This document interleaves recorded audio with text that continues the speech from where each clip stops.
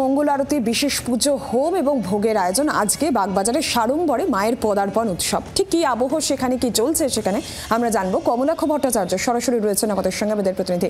কমলাক্ষ, এই মুহূর্তের আবহটা একটু বোঝার চেষ্টা করব এবং আজকে বিশেষ যেহেতু একটা বিষয় রয়েছে, মায়ের পদার্পণ উৎসব রয়েছে, সেই জন্যই বা কি আয়োজন রয়েছে?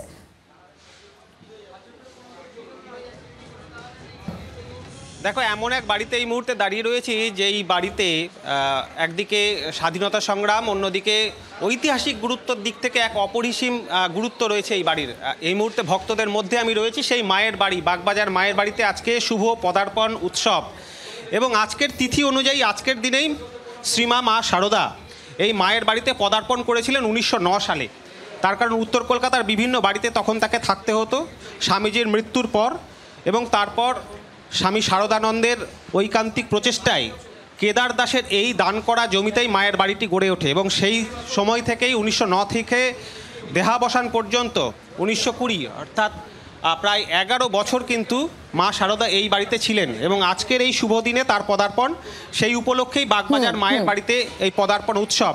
একেবারে উৎসবের ধুম। উৎসব বলতে ঠিক যা বোঝায়, মায়ের কাছে পূজার্চনা, স্তব, নামগান, ভজন, কীর্তন এবং মায়ের এই যে প্রতিমূর্তি, তার সামনে একবার দর্শনের জন্য কিন্তু লাখ লাখ মানুষের সকাল থেকে ভিড় আমরা নজরে আসছে। মঙ্গল আরতি, বিশেষ পুজো, হোম ভোগের আয়োজন আজ বাগবাজারে মায়ের পদার্পণ উৎসব উপলক্ষে।